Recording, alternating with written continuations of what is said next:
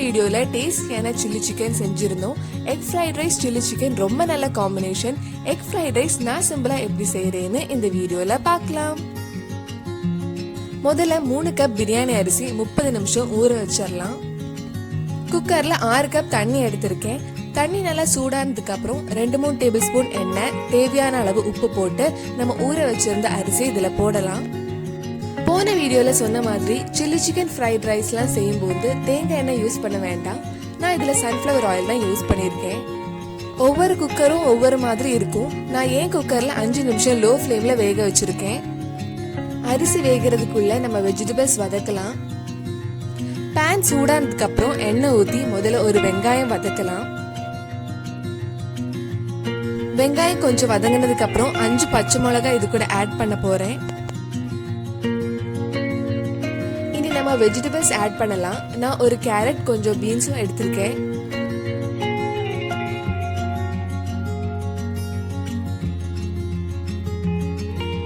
இது கொஞ்ச நேரம் வதக்குனதுக்கு அப்புறம் கொஞ்சம் செலரி, ஸ்ப்ரிங் ஒனியன், ஒரு சின்ன கேப்சிகம் ஆட் பண்ணலாம்.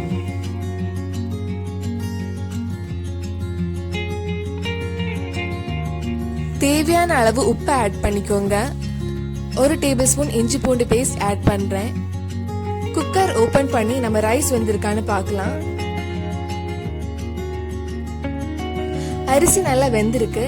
இது உடனே ஒரு பெரிய பாத்திரத்துக்கு மாத்திரலாம். இல்லைன்னா குக்கர்ல இருந்து அரிசி குழஞ்சு போயிடும்.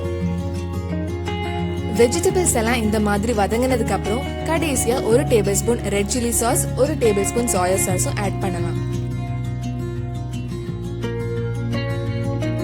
இன்னொரு பேன்ல நம்ம முட்டை வறுக்கலாம். ஒரு பேன் சூடானதுக்கு அப்புறம் கொஞ்சம் எண்ணெய் ஊத்தி 6 முட்டை வறுக்க போறேன்.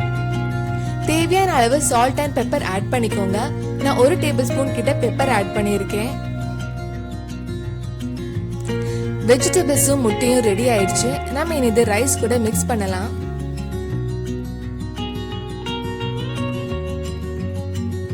கொஞ்சம் கொஞ்சமா வெஜிடபிள்ஸும் முட்டையும் ஆட் பண்ணி மிக்ஸ் பண்ணலாம்.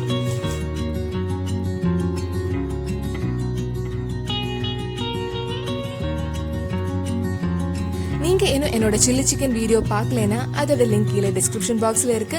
மறக்காம அந்த வீடியோ போய் பாருங்க. நம்ம எக் ஃப்ரைட் ரைஸ் ரெடி ஆயிடுச்சு. கண்டிப்பா உங்க வீட்ல நீங்க எக் ஃப்ரைட் ரைஸும் சில்லி சிக்கனும் ட்ரை பண்ணி பாருங்க.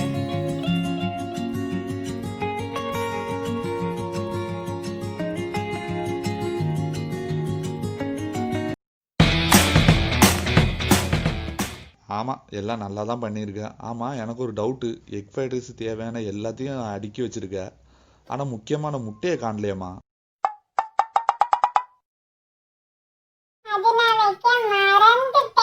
அது சரி, எனக்கு இன்னொரு டவுட்டு. ஃப்ரைட் ரைஸில் பச்சை மிளகா மட்டும்தான் போடணுமா இல்லை பவுலிங் சேர்த்து போடணுமா?